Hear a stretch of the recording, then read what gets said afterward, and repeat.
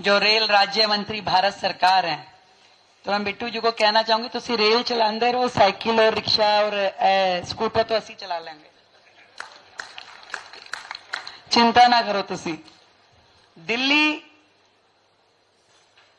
इस समय जिस मोड़ पे है काम करने के लिए, पूरी तरीके से दिल्ली को कैसे इलेक्ट्रिक व्हीकल्स पे लेके आना है, और एक मौका ऐसा आए कि पूरे भारतवर्ष में दिल्ली पहला ऐसा शहर हो जो 100% इलेक्ट्रिक व्हीकल पे आए, ऐसी हमारी प्लानिंग है। तो आज की इस एग्जीबिशन जिसमें आप लोग e vehicle parts, charging technology, ride Asia EV, इस पूरी एग्जीबिशन को मैं बधाई देती हूं, शुभकामनाएं देती हूं आदरणीय ढिल्लो जी, चरणजीत विश्वकर्मा जी, दिनेश गोयल जी, नरेश ऐरन जी, आप सभी को, पूरी टीम को, कि आपने एक ऐसा सेक्टर चुना है जो सच में सिर्फ बिजनेस नहीं है, इसको सही मायने में मानिए तो देश की प्रगति का रास्ता इस फील्ड से होके गुजरने वाला है। यही माध्यम बनेगा पूरे देश को भविष्य में बचाने के लिए भी और आगे बढ़ाने के लिए भी।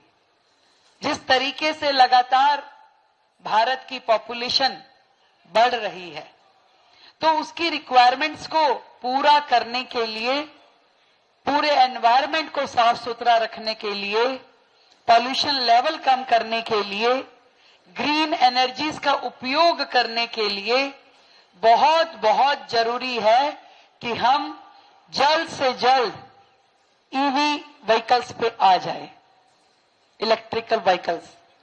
और सिर्फ स्कूटर नहीं, सिर्फ साइकिल नहीं, ऑटो नहीं, कार से लेकर के जितने भी हमारे ट्रांसपोर्ट व्हीकल्स हैं, उन सबको हमें इलेक्ट्रिक व्हीकल के रूप में तब्दील करना होगा। और दिल्ली ने तो अपनी जिम्मेवारी समझते हुए ये काम लगातार शुरू कर दिया है, और दिल्ली का पब्लिक ट्रांसपोर्ट पूरी तरीके से हम लोग, आप ये मानिए कि 2027 के अंत तक 100% इलेक्ट्रिकल व्हीकल पे दिल्ली का पब्लिक ट्रांसपोर्ट आ जाएगा। और साथ ही दिल्ली में लोग ज्यादा से ज्यादा इलेक्ट्रिक स्कूटर्स खरीदें, कारें खरीदें, इसके लिए हम पूरा सहयोग, पूरी सब्सिडी, पूरा समर्थन दिल्ली की जनता को देने वाले हैं।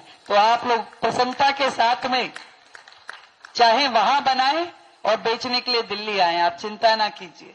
यहां पे आपको पूरा बड़ा मार्केट हम देंगे।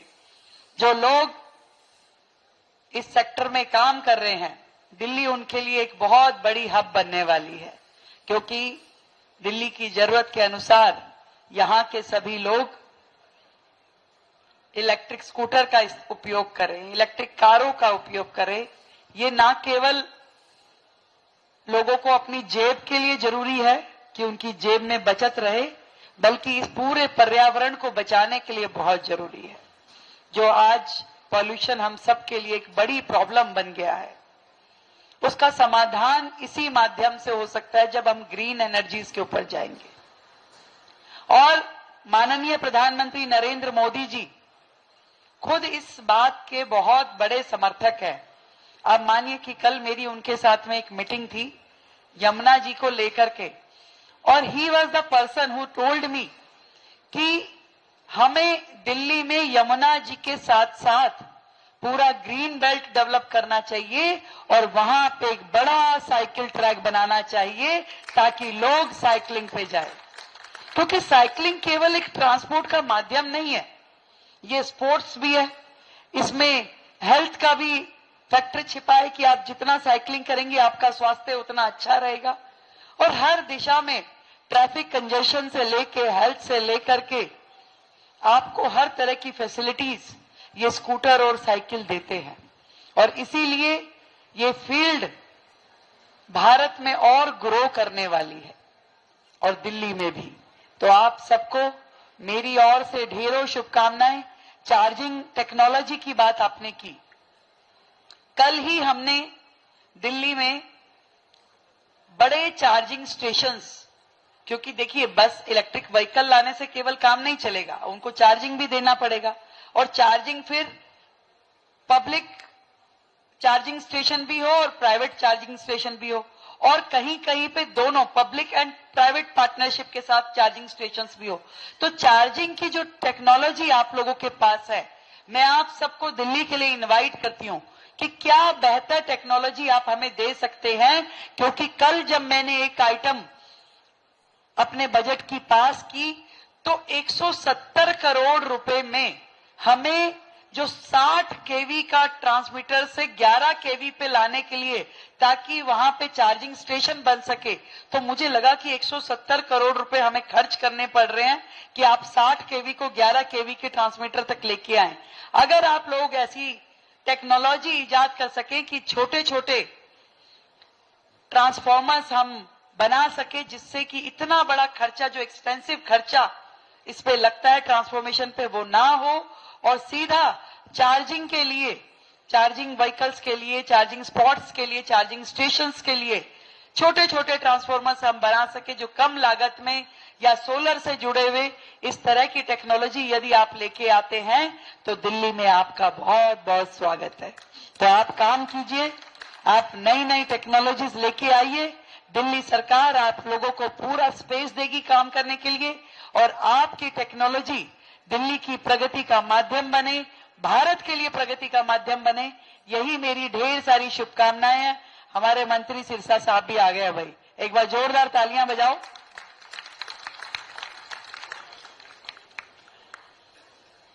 तो सिरसा साहब तो खुद ही बड़ी साइकिलिंग करते हैं, और जब मैं कॉलेज में थी तो मैं स्कूटर बहुत चलाती थी। तो हम स्कूटर साइकिल वाले हैं, और ये तो भाई वो रथ है जो हर भारतीय को चाहिए। भारत का हर व्यक्ति जिसे अफोर्ड कर सकता है, ये वो ट्रांसपोर्ट का माध्यम है। तो आप सबको मैं ढेर सारी बधाई देती हूँ, शुभकामनाएं देती हूँ, और इस फील्ड में आप तरक्की करें, आगे बढ़े, और आप सबके माध्यम से देश आगे बढ़े, दिल्ली आगे बढ़े। और भाई एक बात और कहना चाहूंगी, उनसे बच के रहना जो दिल्ली डुबो के गए हैं, वो उधर पहुंच गए हैं। बच के रहना भाई, संभल के। वो तो क्या, कोई कह रहा था जी कहाँ है आजकल, मैंने कहा वो विक्रम बेताल के जैसे वो बेताल बैठ जाते ना पीठ पे, पहले वो दिल्ली वालों की पीठ पे बैठे हुए थे। अब दिल्ली को तो हमने पकड़ लिया है, अब ले जाएंगे हम तरा के, पर तुसी पंजाब बचा के रखना, बस है मेरी एडवाइस। गर्मियों की छुट्टी होने वाली थी, मेरे पापा आने वाले थे, तो हम लोग सभी खुश थे। तो मैं बेड पे चढ़ के डांस कर रहा था, लेकिन वो पहले ही आ गए। फ्रीज। तो मैं उस समय तो कंटिन्यू नहीं कर सकता था, तो फ्रीज फ्रेम टाइप का हो गया। कसम पैदा कर